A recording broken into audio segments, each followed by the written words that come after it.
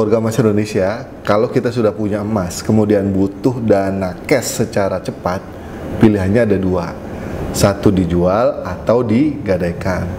Nah, kali ini Goldfather akan sharing kapan sebaiknya emas kita dijual dan kapan emas kita digadaikan. Itu yang pertama. Yang kedua, Goldfather juga akan infokan 3 lembaga gadai di Indonesia yang patut kalian ketahui kelebihannya masing-masing. Dan yang ketiga, Goldfather sampaikan juga bahwa aktivitas kali ini murni untuk edukasi dan tidak disponsori oleh pihak manapun. Demikian, semoga bermanfaat. Simak videonya berikut ini. Dah.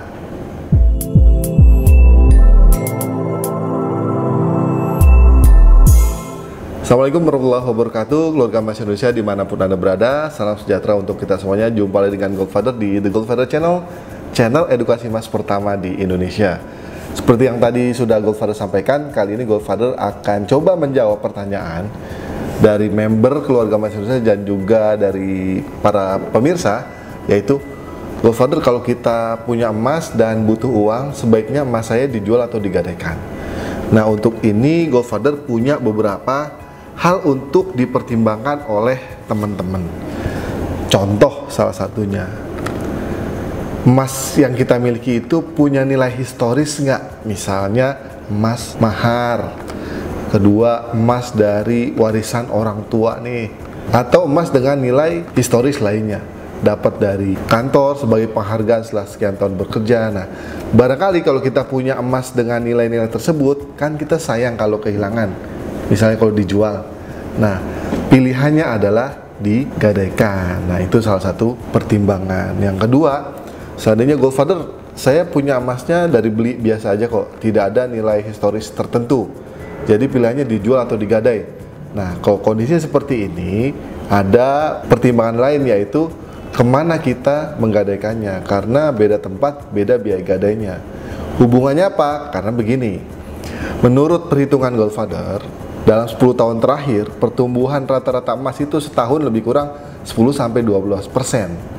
Tahun ini memang sangat tinggi, tapi rata-rata dalam 10 tahun terakhir, based on grafik dari Gold Price Indonesia, itu perkiraannya 10-12% per tahun. Kapan kita menggadai? Kalau kita bisa menebus emas ini sebelum biayanya lebih dari 10 atau 12% itu, ya. Contoh, kalau ada lembaga gadai yang misalnya biaya gadainya 2% per bulan, jadi paling nggak maksimal 6 bulan lah kita gadai. Tapi kalau kira-kira kita nggak bisa 6 bulan tebus dan kira-kira setahun, itu kan udah 24%. Sudah jauh melebihi dari tingkat rata-rata kenaikan investasi nilai emas itu sendiri. Nah, sebaiknya kalau buat jangka panjang, ya dijual aja emasnya, nanti beli lagi. Tapi ada juga lembaga gadai yang biayanya lebih kurang 1%. Nah, ini bisa buat kita gadai setahun. Lebih dari setahun belum bisa tebus juga, jual aja. Ya, karena beban biayanya nanti lebih tinggi ketimbang nilai investasi emasnya itu sendiri. Itu dua pertimbangan. Jadi satu nilai historis, kedua biaya gadai di tempat kita menggadaikan emas kita, ya. Jadi itu pertimbangannya teman-teman ya. Silakan memilih mana yang kira-kira paling pas, mau dijual atau digadai. Yang kedua, tadi Goldfather mau sampaikan 3 lembaga gadai di Indonesia, ya. Goldfather akan perbandingkan satu dengan lain-lain untuk melihat sisi-sisi kelebihan dari masing-masing lembaga tersebut, ya. Kemudian nanti teman-teman silakan memilih. Jadikan ini sebagai salah satu referensi teman-teman saat teman-teman mau memilih lembaga tempat menggadaikan emas teman-teman semua. Oke, metodenya adalah, atau cara yang Goldfather lakukan, Goldfather di satu hari itu pergi ke 3 tempat lembaga gadai, yaitu pada hari Kamis 20 Februari 2012, yaitu ke Pegadaian, ya, sebagai lembaga gadai terbesar di Indonesia. Kedua, ke Bank Syariah Mandiri, bank syariah dengan bisnis gadai terbesar di Indonesia, ya, untuk skop industri bank syariah, ya. Bank Jabar Syariah atau BJB Syariah, karena punya satu keunikan yang Goldfather mau sampaikan nanti. Nah, Goldfather dalam satu hari pergi ke 3 lembaga itu, membawa emas dengan gram yang sama, ya. Masing-masing menggadai 3 gram nih, Goldfather gadai 3 gram, 3 gram, 3 gram, supaya Goldfather lihat di satu hari itu nilai taksiran berapa di Pegadaian, di BSM berapa, di BJBS berapa, kemudian nilai pembiayaannya berapa, di Pegadaian berapa, Bank Syariah Mandiri berapa, dan BJBS berapa. Oke, Goldfather mulai dari informasi tentang taksiran dan pembiayaan atau pinjaman gadainya. Pertama dari Pegadaian. Nah, ini Goldfather udah punya nih. Ini surat gadai dari Pegadaian, surat gadai dari Bank Syariah Mandiri, ya, Mandiri Syariah. Ketiga adalah surat gadai dari Bank BJB Syariah, ya. Oke. Yang pertama dari PT Pegadaian Persero, 20 Februari Goldfather menggadai 3 gram. Taksiran dari Pegadaian pada hari itu adalah untuk 3 gram senilai 1.948.881 rupiah, 1,9 kira-kira. Pembiayaannya atau pinjamannya yang Goldfather dapat dari Pegadaian adalah 1.790.000 rupiah. Jadi perbandingan antara pembiayaan dan taksiran itu nilainya adalah 91,85%. Jadi kalau taksiran itu 100%, maka pembiayaannya 91,85%. Itu di Pegadaian. Yang kedua adalah Goldfather menggadai di Bank Syariah Mandiri di hari yang sama.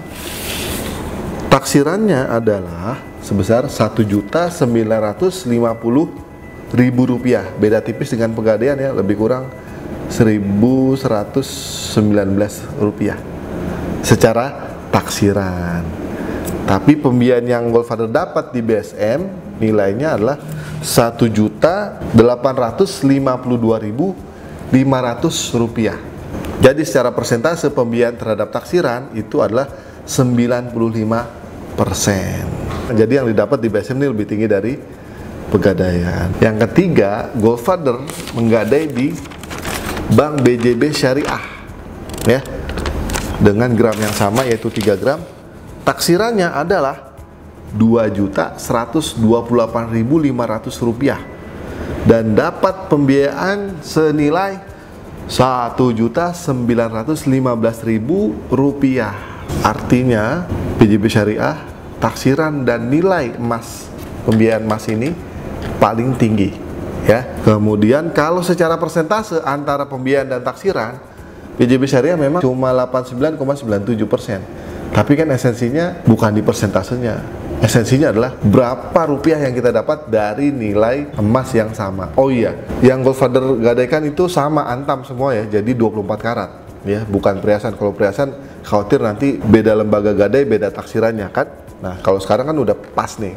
Antam 24 karat. Jadi tidak ada perbedaan lagi dalam hal karatase emasnya. Oke, teman-teman, ya.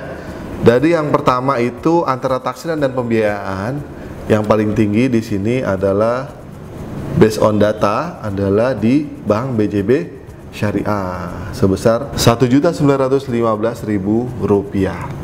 Itu yang pertama. Yang kedua adalah Goldfather mau informasikan biaya-biaya apa saja yang timbul pada saat kita menggadai di 3 lembaga itu.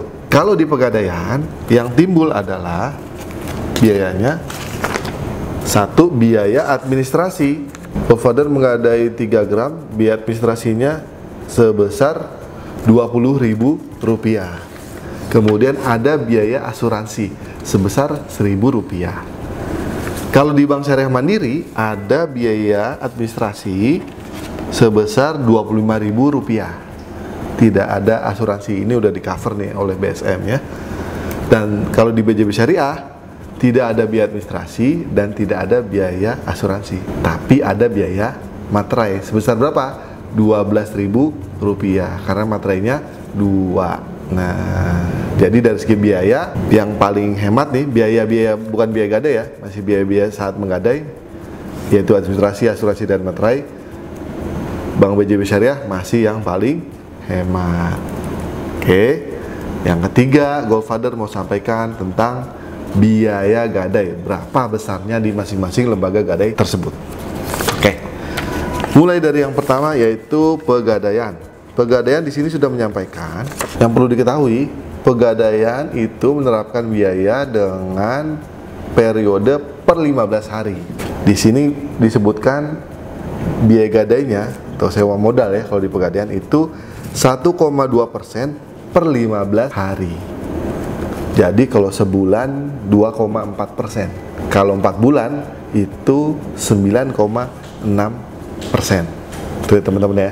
Itu untuk Pegadaian. Nah, ini akan berkorelasi tadi dengan referensi Goldfather, pilih kita jual atau gadai dan berapa lama kita gadai ya.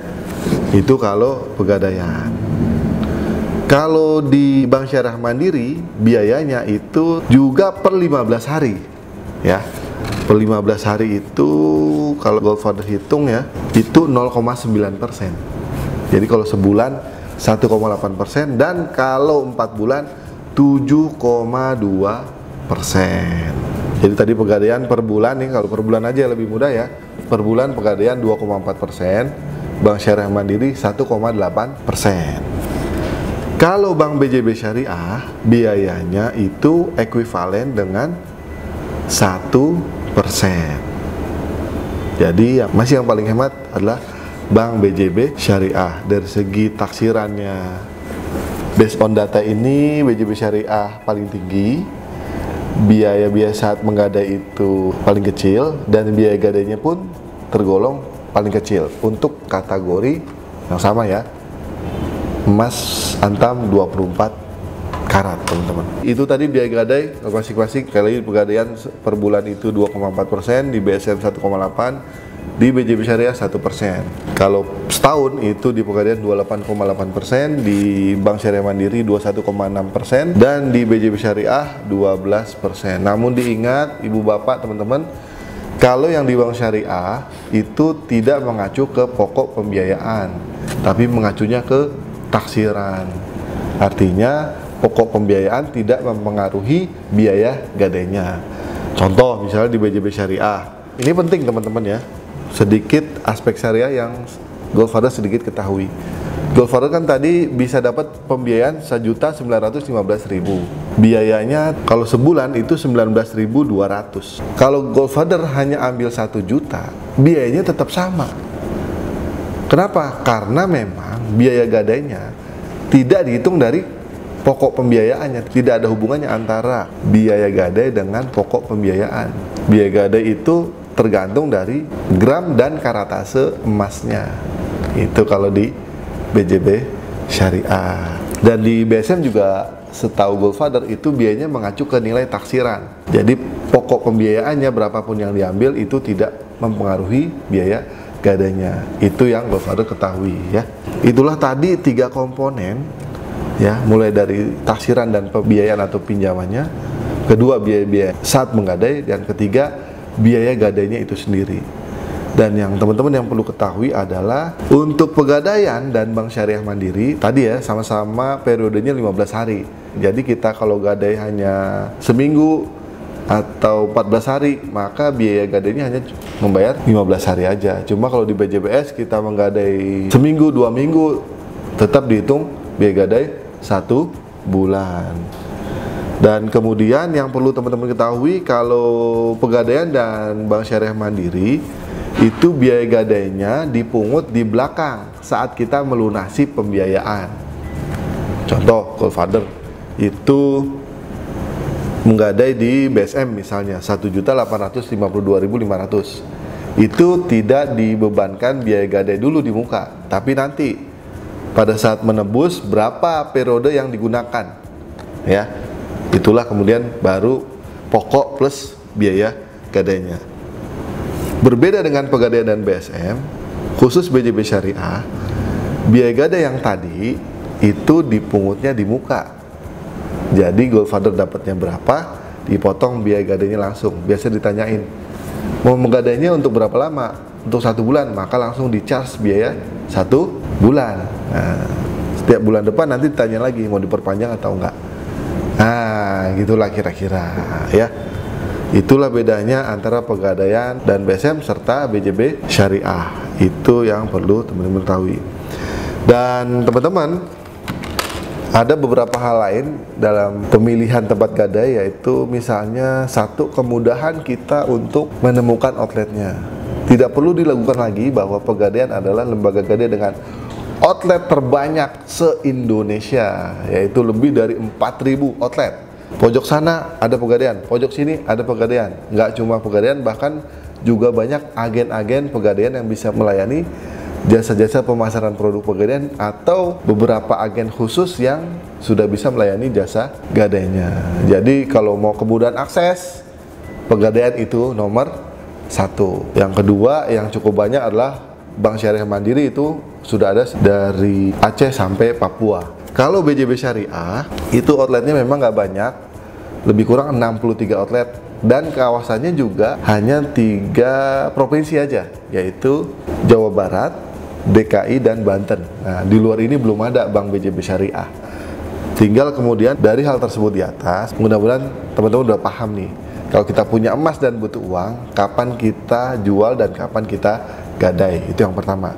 Kedua, kalau mau gadai kemana, ya, itu pilihannya. Yang lebih mudah kedua ditemui dibanding Pegadaian dengan harga yang sedikit lebih hemat adalah di Bank Syariah Mandiri. Yang ketiga, kalau teman-teman beruntung berada di wilayah Banten, DKI, dan Jawa Barat dan dekat dengan outlet Bank BJB Syariah, bisa mencoba untuk menggadai di Bank BJB Syariah yang berdasarkan data termasuk yang paling hemat, khususnya untuk emas 24 karat. Itulah teman-teman yang bisa Goldfather sampaikan. Mudah-mudahan bermanfaat, dan jangan lupa stay calm and buy gold before it's too late. One family, 1 kilo for better Indonesia. Dah, assalamualaikum.